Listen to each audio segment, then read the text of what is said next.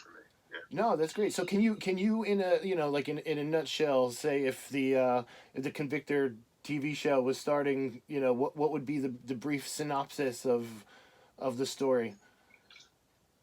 The elevator pitch. That's what Yeah. they call it. The synopsis is all right. I'm not very good at elevator pitches, so it might go on just a little bit longer than it should. Oh, that's fine. Here's a man. Yeah, here's a man. He grew up within the system of the city. He had no parents, no identifiable parents. He grew up within an orphanage. Always never adopted. Was always grew actually out of the system until he was 18. He was out of the orphanage. So there he joins the military. Right, he joins U.S. Army. He becomes an exceptional soldier. He becomes becomes a ranger. He becomes the leader of a fire team, and goes off and fights in the Afghanistan war. Now, why he was such an exceptional soldier that he was giving a prototype battlesuit, a battlesuit that uses nanotech technology, and he was going to field test it for the DoD. So they would mass produce this for obviously for soldiers in the field. He goes off, does this mission, wearing a suit with his team, goes into the mountains of Afghanistan, which border the Chinese borders China. Runs into something they completely didn't expect. They run into a rogue ninja cell that is moving weapons to the Taliban from China. Even I'm saying, this ninja cell, they're very entranced in Chinese as well as Japanese. So runs into them, they kill everyone. So these soldiers are not prepared for this type of warfare. And this particular ninja group, they're very deep in numbers, so they were overwhelmed. They all thought they were died, and the only thing that saved him was the suit. The suit has the availability to repair itself. It's Kevlar and polymer mix. Has a lot of shit going for it. A lot of bells and whistles. But he himself was going to be killed. They were saved by another ninja group who is the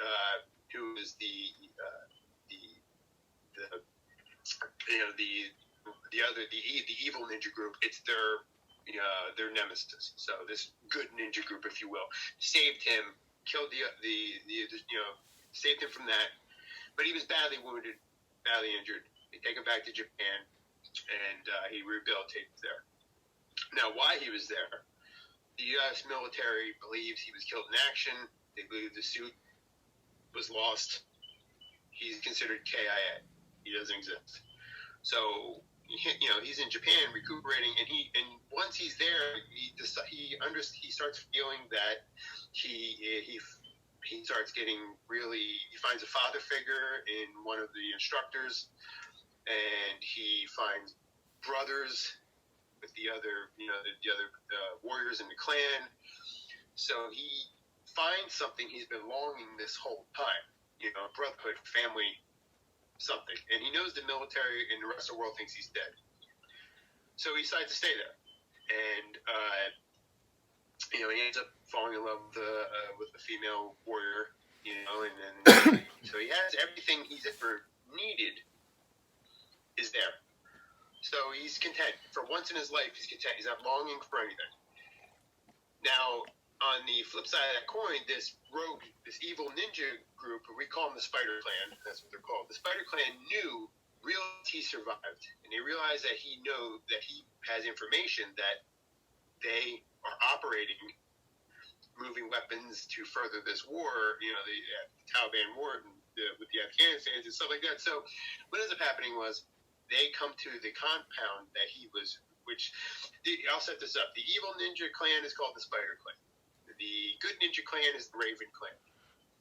All right, because I'm very much an iconology and double meanings in my books. So if you look at the Convictor, yes, his mask looks like a skull. Look at it a little closer. It looks like a bird. So if you stare at it, it looks like an ascending bird. So that's all important shit. So the other clan finds out, they raid this group in the middle of the night. They kill everyone, including his wife, including his father figure, including his brothers, and he's the last one again thought he was dead, but he wasn't because, long story short, he uses this suit to battle back against these warriors. In the meantime, he takes there's a ninja ritual that there's something to use. It's called the Shinyen. The Shinyen is conviction ritual. It gives the warrior a one-way trip to exact revenge. It's like a tunnel vision thing, and it's like the last resort. It's what a warrior would do to go forward and exact revenge on someone that's wronged him, knowing it's a one-way trip. He's not coming back. It's a pure mindset. Like you'll take on injury, and you'll be aware of it, but you push past it because the mission is all there is. So he did this ritual. He didn't completely know what it was. He heard about it through training, and he didn't fully understand it, but he did it anyway. It was a magical ritual. So what it did was it opened him up to be almost possessed by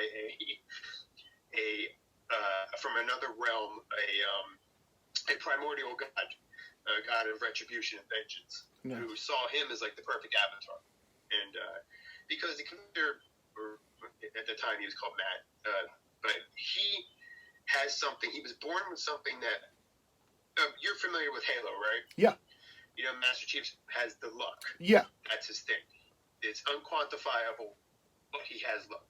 Well, the Convictor has always had something similar. He's had something like which we call indomitable will.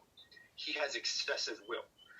Like that's what made him, the perfect soldier. That's what made him the perfect warrior. That he just has this will that he will not quit, no matter what the problem, no matter what he faces, he will persevere. That's him. And so he has that, and then he did this ritual, and so that made him the perfect catalyst for this god. So this god attaches themselves to him. He doesn't know anything about this. So anyway, long story short, he goes on to this ninja clan. He kills literally all 400 of them in one night. He goes his whole thing, expecting not to come out of it alive, but he survives.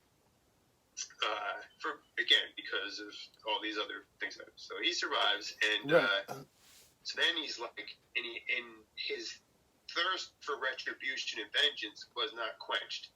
It's something subconscious now because of the other deity. So he's thinking about, he has to go he has this urge to purge the world of the wicked, to seek retribution and vengeance for those who cannot for themselves. And he thought about the most wicked place he knows, and that is the city he grew up in, which it has a cool name. We call it Gut City, G-U-T. And but my niece gave me that name years ago when I was trying to think of the name of the city. She's like, "Oh, Gut City." I'm like, "That's really cool." That actually is pretty cool. Yeah, exactly. Yeah, it actually stands for something. It stands for Grand Unity Transatlantic, because it has a tunnel that goes from because Gut City is technically in the Massachusetts area. Okay. It goes from the New England area underneath the Atlantic Ocean to Europe. That's where things are set? Yeah. Okay. And that's where his city is. So he went back there because that is the most corrupt and evil city. It's like my Gotham. It's so downtrodden and under the foot of a corporation. And so he goes back there. And he goes back there and he does what he does. He does what he's got to do to make it right. He seeks out the wicked. And then Grant, now that's the thing. Like I had to put a cap on why he does things, because he is just a normal man, but he has supernatural abilities that he's not aware of. Like he's not enhanced. He's not. The only thing that he has that is superhuman is his will.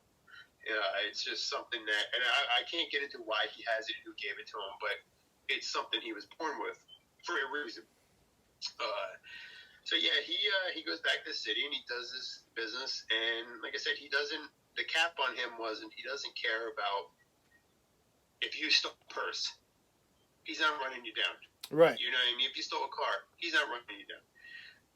There's a limit to where you have to reach a certain, for lack of a better term, a wicked standard, I guess. Right. Like a bar has to be reached for him to intervene, and he's always there. That's what he does. He watches, and he has his certain set of rules and morals, or he has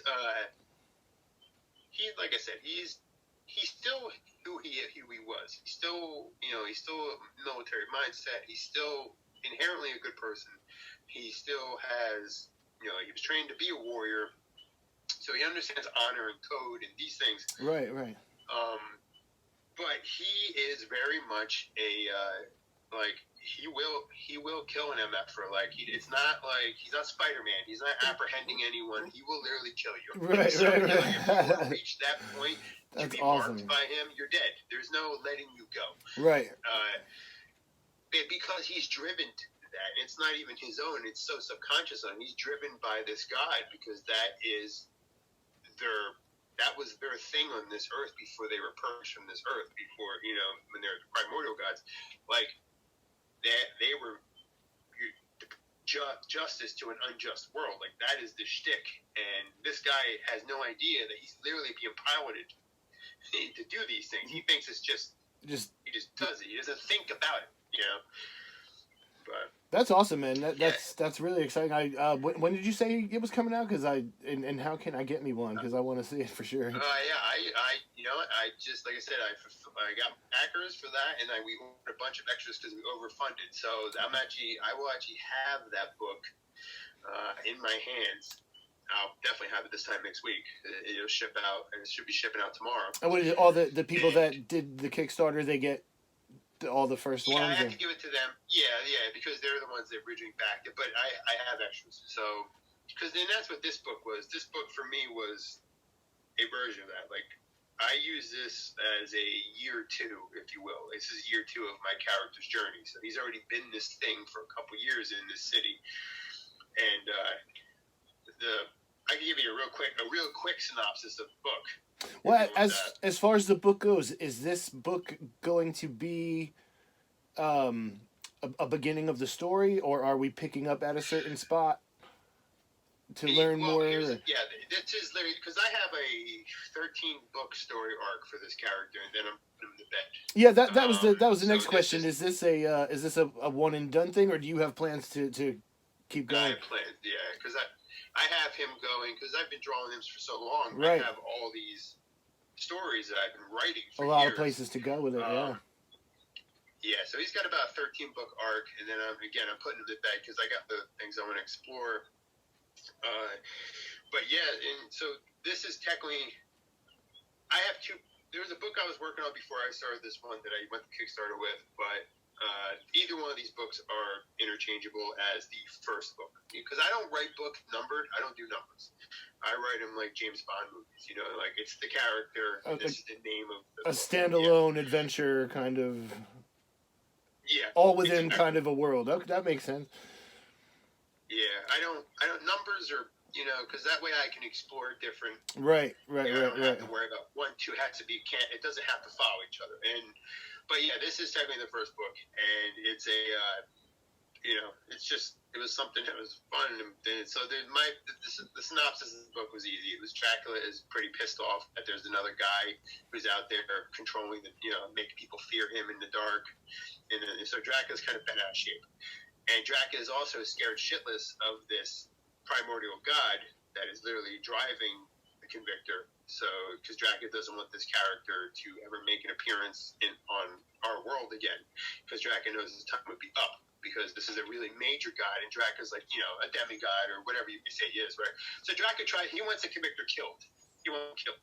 And so his thing was so he sent the Wolfman after the Convictor. That was his thing. And so a major battle goes. This is the first time my character ever came across a supernatural creature. It's a very pivotal book. He's fought like thugs. He's fought ninja. He's fought, he run of the mill like superpowered. This is a whole different thing, like right? Yeah. And so we took our Wolfman, and I said, okay, how can I change this? Because the Wolfman is always like, you've seen him in the movies, right? You've seen werewolves.